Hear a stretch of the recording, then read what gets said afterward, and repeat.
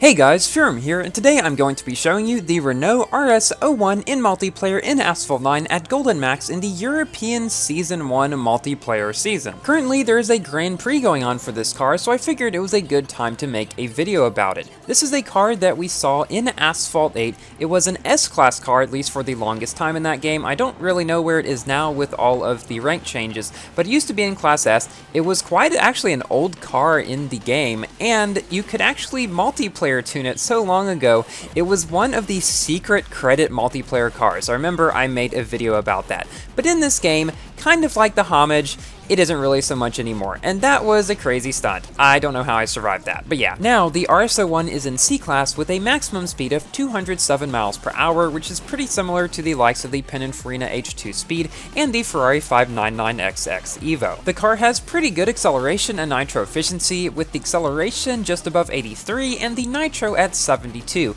However, I didn't really feel like the nitro was as long-lasting as it said. Don't know if that's just me or if that's actually something about the car. But the biggest issue I had with this car is just that its drifting is not very sharp at all. If you've driven this in the season, you've probably recognized that. It's certainly not the worst in the game, but it does not feel like the other agile high-end C-Class cars, so I would not really call this an agile car at all. Its drifting is not good enough for that, and its handling is just kind of average. So, I do not think this car is going to be a king of Class C. It has some of the traits that could make a king of its class, like the really good acceleration, for example, but the top speed at only 207 doesn't really allow it to stand out above other C-Class cars, which may go the same speed and have better drifting radiuses. Like, for example, the 599XX Evo drifts very well, and its nitro efficiency is good,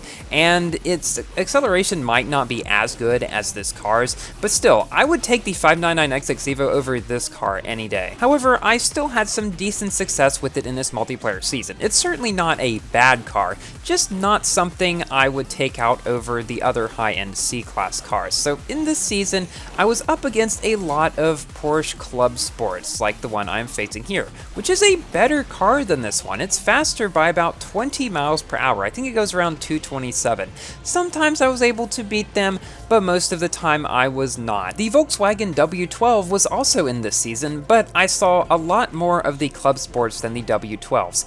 And the other most popular car that I saw was the Aston Martin GT12. Now keep in mind, in this season, the cars you could play in weren't regulated by what league you're in. They're usually not in the second multiplayer season, but that is why, even when I was taking this car out in Rookie League, I was facing the W12s, the 911s and stuff. Now, the drivers weren't as skilled, so I was able to beat them more often, but when I got into the second and third leagues, as most of the races in this video are in, I started finding that they would beat me a lot of the time. Like this one right here is passing me. There's just really nothing I can do when there's a car that's better than mine in pretty much every single way and goes 20 miles per hour faster. You can try your best to keep up, and that's what I tried to do, and I had some quite fun and intense races, which you will see in this video, but there wasn't really much hope for me to beat them a whole lot of the time. However, the fact that I was able to compete with them decently and they didn't just get way ahead and fly out of the map is a good testament to this car's abilities of being at least somewhat of a good C-Class multiplayer car. I think if you used this car in the regular multiplayer season in C-Class,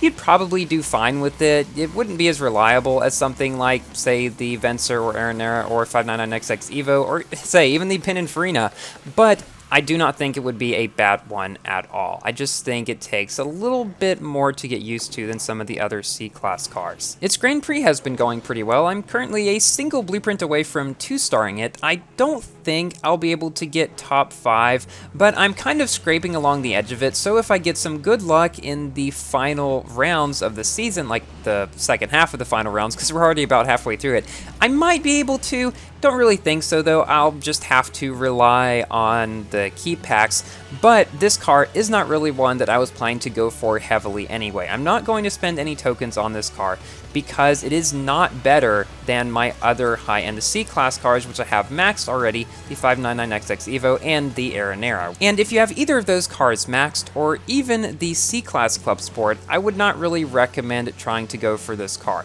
because all of those will do just fine in the C-Class Elite events, and you don't really need this one. So yeah, I wouldn't recommend people to spend tokens on this car. I would recommend you keep saving for maybe some of the better cars coming either later in this update or in other ones. That is, if they don't keep making them Legend Pass exclusive, or making them so you have to have a bunch of other cars maxed to even have a chance of getting them, like what's happening in the current W12 special event. Now, some people have speculated that, like with the Tuatara special event, which had a key, we might get key packs for the W12. However, I have heard that this is most likely not going to be the case, so unfortunately, I likely won't be able to get that car either. But I would still recommend to go through its special event as much as you can.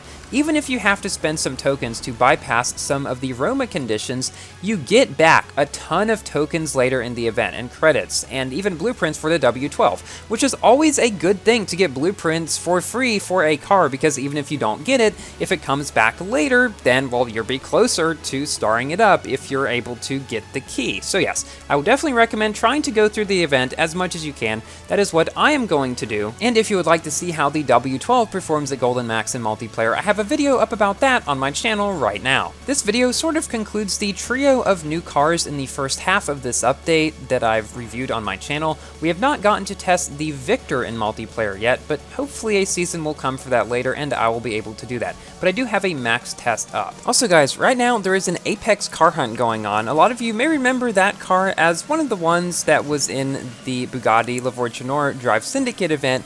I managed to get it in that event and 3-star it, and I'm probably going to be trying to star it up at least to 4-star. I'm going to try for 5. Thing is, I'm kind of a little bit burnt out of car hunts after I played the 599XX Evo one so much, going from nothing to 5 stars on that.